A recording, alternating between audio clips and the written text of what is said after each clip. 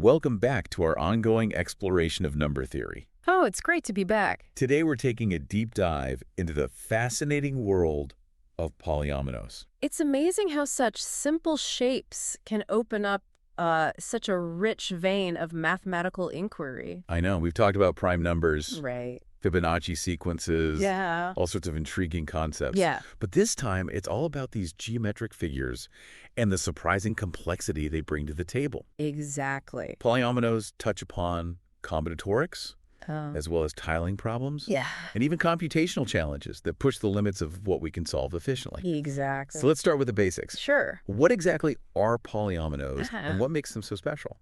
Imagine you have a set of square tiles, like the ones you might find in a board game.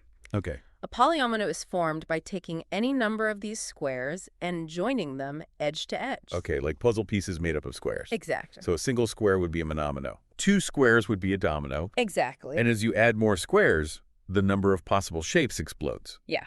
3 squares give you triominoes. Okay. 4 squares give you tetrominoes, and so on. But it's not just about the number of squares, right? Right.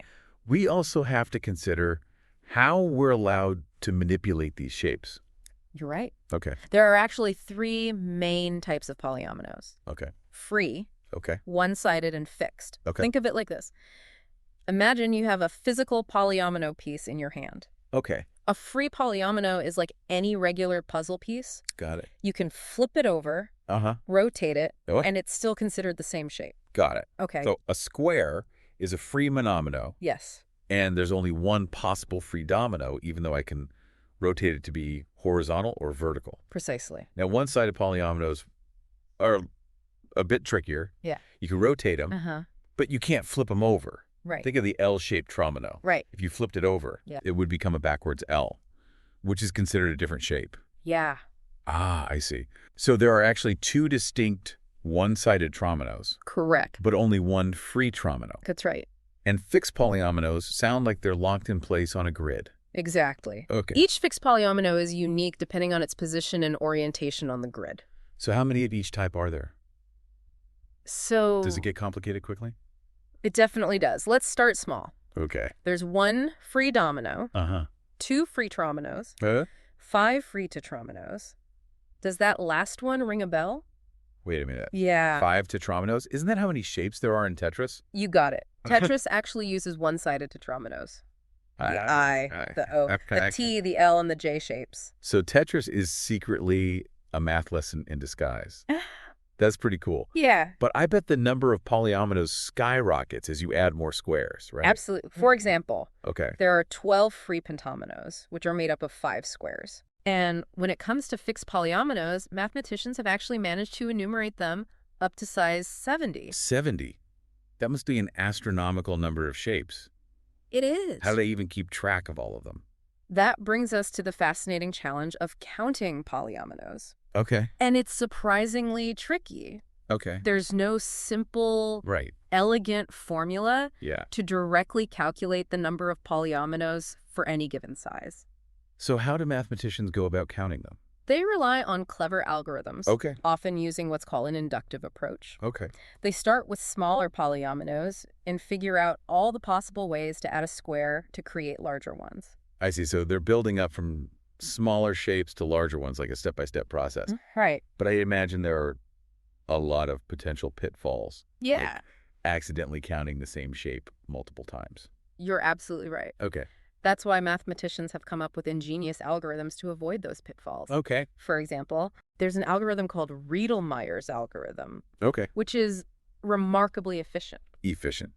Why is that so important in this case? Well, because the number of polyominoes grows incredibly fast. Yeah. Efficiency becomes crucial. Okay. Riedelmeyer's algorithm avoids having to store all the smaller polyominoes in memory, which would quickly become overwhelming as the size increases. That makes sense. So even with clever algorithms, counting polyominoes is a computationally demanding task. It is. I'm guessing there are even more sophisticated methods out there? There are. Okay. The most efficient method currently used is called the transfer matrix method, or TMA. Okay. It's a powerful technique that has allowed mathematicians to count fixed polyominoes up to that impressive size 70 we talked about. Wow. That's pretty remarkable. Yeah, But it sounds like even with our computational power, there's still a fundamental mystery at the heart of polyomino enumeration. right. Here we have these powerful algorithms, Yeah. but no neat and tidy formula to give us the answer directly. Exactly. It highlights how seemingly simple mathematical objects can harbor profound complexity, Yeah. and mathematicians are still working on unraveling all the secrets of polyominoes. Okay, so we've talked about the different types of polyominoes and the surprisingly tricky task of counting them. Right. But now I'm curious about what happens when we start putting these shapes together. Sure. Let's delve into the world of tiling with polyominoes, shall we? That's where things get really interesting. Okay. Can you cover a specific region completely Yeah. using a given set of polyominoes? That's the fundamental question we're trying to answer. And I'm guessing the complexity of that question depends on the region you're trying to tile. Exactly. A simple square is probably a lot easier than, say, an irregular shape with lots of holes. You're absolutely right. Okay. Solomon Galam, a pioneer in polyomino research, actually defined a hierarchy of regions, starting from simple rectangles and going all the way up to the challenge of tiling the entire infinite plane. Tiling the entire plane with polyominoes. That sounds like a task for a supercomputer, if not an army of mathematicians. It can be. And to add to the challenge, the general tiling problem is what's called NP-complete in computer science terms. Okay. I have to admit, NP-complete sounds a bit intimidating. Sure. Can you break that down for us non-computer scientists? Think about packing your car trunk for a trip. Okay. If you only have a few bags, it's relatively easy to fit them in. Right. But if you suddenly have a dozen more bags of all shapes and sizes, it becomes a nightmare. Figuring out the optimal arrangement gets exponentially harder. I see. So as the number of polyomino pieces increases, Yeah. the difficulty of determining if they can tile a region grows exponentially, just like trying to cram all those bags into the trunk. Exactly. It quickly becomes a problem that even computers struggle with. Okay. Brute force approaches, where you try every possible configuration, simply won't cut it for larger sets of polyominoes. So we need more sophisticated strategies to tackle these tiling challenges. We Are there any particular tools or tricks that mathematicians use to analyze these problems? There are.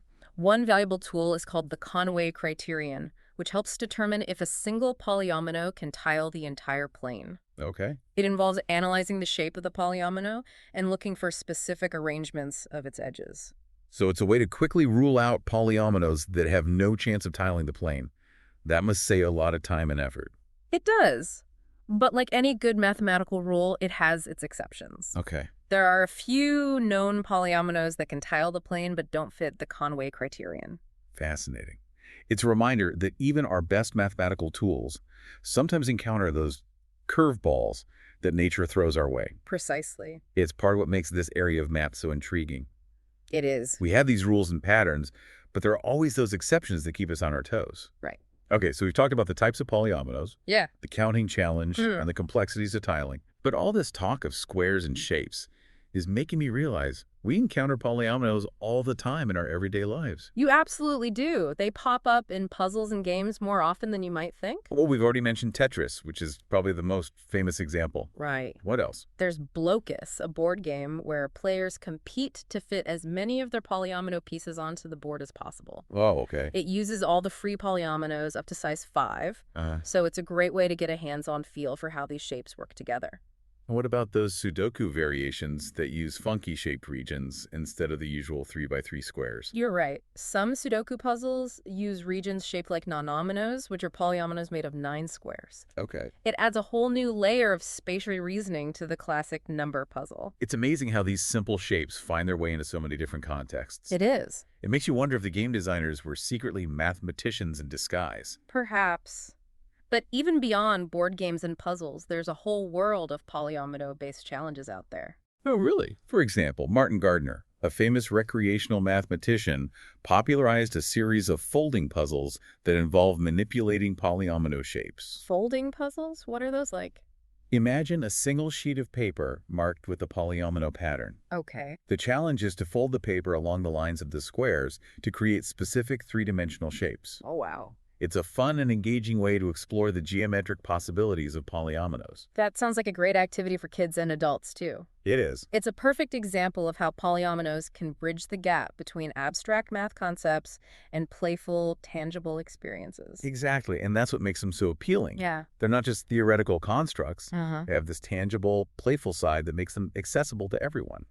I'm really starting to appreciate why you find these shapes so fascinating. Yeah. They really do offer a surprisingly deep well of mathematical challenges, don't they? They absolutely do. From the complexities of enumeration to the mind-boggling challenges of tiling polyominoes continue to puzzle and intrigue mathematicians to this day. They do. And as we've seen, it's not just about the math itself. Right. Polyominoes have connections to computer science, Yeah. game design, Yeah. and even those real-world applications like modeling polymers. Precisely. And that's what makes them so exciting to study. Yeah. They're a microcosm of how seemingly simple mathematical ideas can have far-reaching implications and connections to the world around us. So even after this deep dive, there's still plenty of room for exploration and discovery. Absolutely. Where should our listeners go from here if they want to delve deeper into the world of polyominoes? Well, there are countless online resources, books, and articles devoted to polyominoes. Okay. But if you're looking for a specific challenge to get you started, here's one to ponder. Okay. Could you design an algorithm that takes any two polyominoes as input and determines whether or not they can tile a rectangle together? That's a great challenge to leave our listeners with. I can already picture them sketching out shapes and brainstorming algorithms as we speak. And that's the beauty of it. Yeah. Polyominoes are a gateway to a world of mathematical exploration. It is. Whether you're a seasoned mathematician or just starting to dip your toes into the subject, there's something here for everyone. I couldn't agree more. Good. So to all our listeners, I encourage you to dive into this fascinating world of squares and shapes. Yeah. You never know what mathematical treasures you might unearth. That's right. You know what I find particularly fascinating about polyominoes is how they bridge the gap between seemingly simple concepts and surprisingly deep mathematical questions. I see what you mean. Yeah. We started with these basic shapes, just squares joined together. Right. And now we're talking about exponential growth, Yeah. NP completeness, and algorithms that push the limits of computational power. Exactly. It's a great example of how deceptively simple things can lead to such rich mathematical explorations. Exactly. It's a reminder that even in mathematics, appearances can be deceiving. Yeah. What seems elementary at first glance can harbor incredible complexity just beneath the surface. Right. It's like opening a door and discovering a whole universe you never knew existed. And that hidden complexity is what drives mathematicians to keep exploring, right? It's the thrill of the unknown, the challenge of solving problems that have stumped others for generations. Right. Polyominoes are a perfect example of how something that might seem like recreational math, Yeah. puzzles, games, yeah. playful exploration, Right. can actually lead to serious mathematical research and breakthroughs. Absolutely. And there's something inherently beautiful about the patterns and structures that emerge from these simple shapes, wouldn't you say? Oh, absolutely. There's a certain elegance to the way they fit together, Yeah. the way they create these intricate tessellations. Yeah. It's almost artistic, like a form of geometric art. It is, and that visual aspect is another reason why polyominoes are so appealing. I agree. They invite us to think spatially, to visualize abstract mathematical concepts in a concrete way, which can lead to new insights and discoveries. It reminds me of those geometric proofs where you rearrange shapes to demonstrate a theorem. Yeah. It's like seeing the math come to life right before your eyes. Polyominoes offer that same kind of visual intuition, don't they? They do. They make the abstract tangible, which can be incredibly powerful when you're trying to grapple with complex mathematical ideas. So we've got this playful puzzle-solving side to polyominoes, Yeah. but then we've also got this deep theoretical side with all these open questions and unsolved problems. Right. It's a really unique combination, and it makes me wonder, are there broader implications to this research? Why should someone who's not a mathematician care about these shapes? That's an excellent question. While polyominoes might seem like purely abstract objects, Right. they actually have surprising connections to real-world problems and applications. Really? Like what? I have to admit, I'm having trouble picturing how these abstract shapes could be applied to practical situations. Well, one area is statistical physics. Okay. Believe it or not, polyominoes are used as models for things like polymers and percolation clusters. Okay. I'm familiar with polymers, those long chain-like molecules, but percolation clusters. What are those? Imagine a porous material, like a sponge. Okay. Percolation theory studies how fluids flow through these materials, Uh-huh. how they spread and connect through the tiny pores and channels. I see. Polyominoes with their connected squares can be used to represent those connected pathways. So by studying the properties of polyominoes, Yeah. we can gain insights into how liquids or gases flow through these porous materials.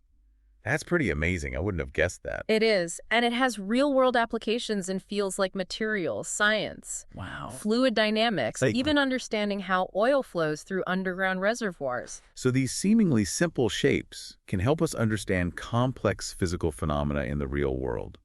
That's a testament to the power of mathematical abstraction, isn't it? Exactly. By studying these idealized shapes, we can gain insights into the workings of the real world, and that's just one example. Yep. Polyominoes also have applications in computer science, optimization problems, Okay. even cryptography. Wow.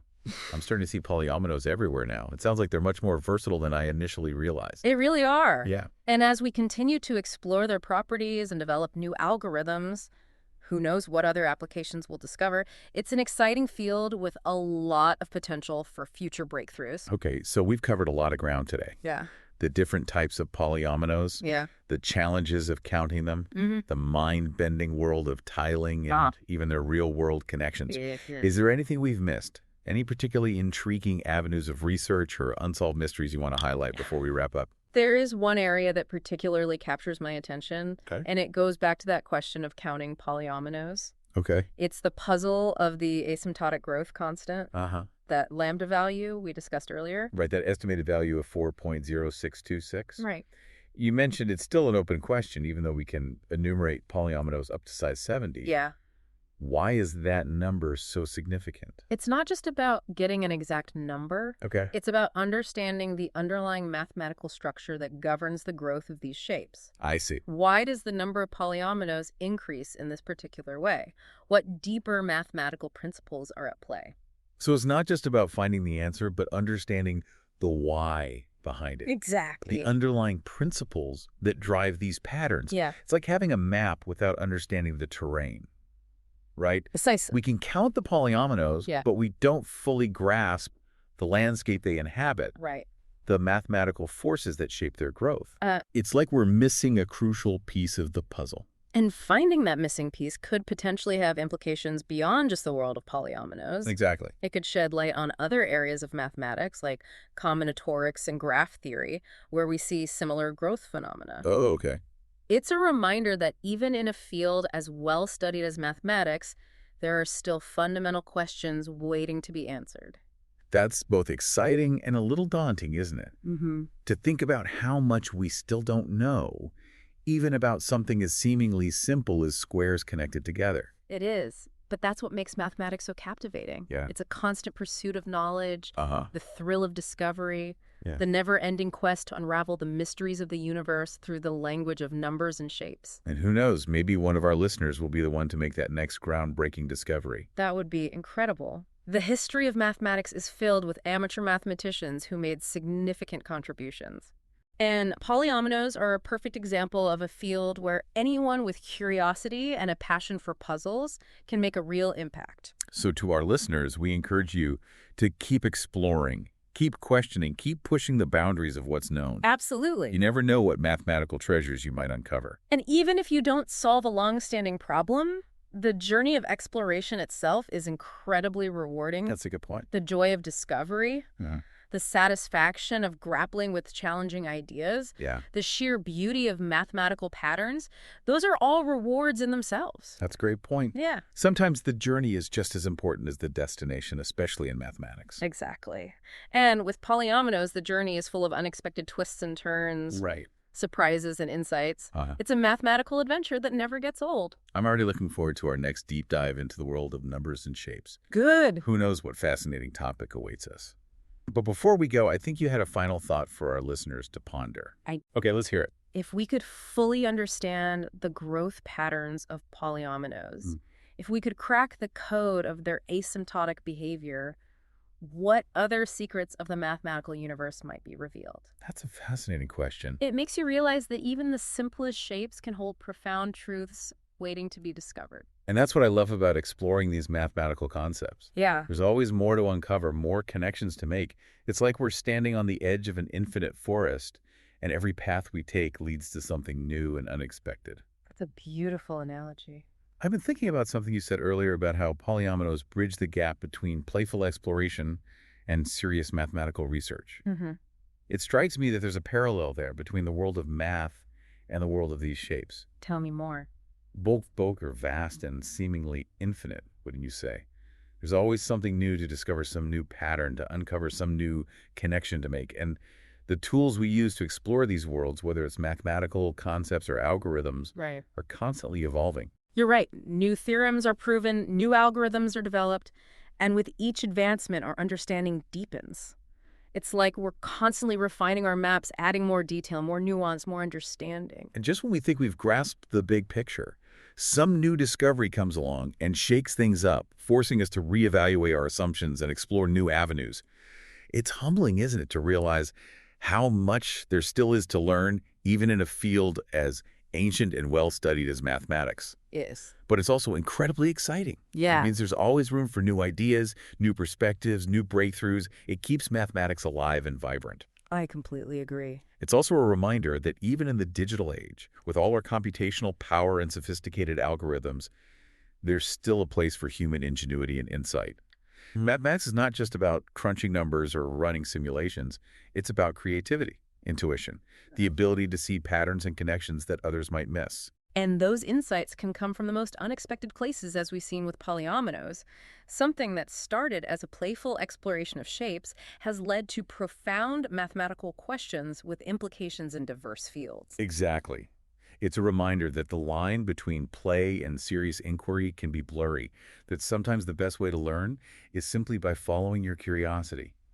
Who knows where that curiosity might lead, what hidden depths it might reveal. Well said. And that's the spirit we want to encourage in our listeners. Don't be afraid to explore, to experiment, to ask questions. You never know what you might find. And that's a fantastic note to end on. Thanks for joining us on this deep dive into the world of polyominoes. It's been a pleasure. Until next time, happy exploring.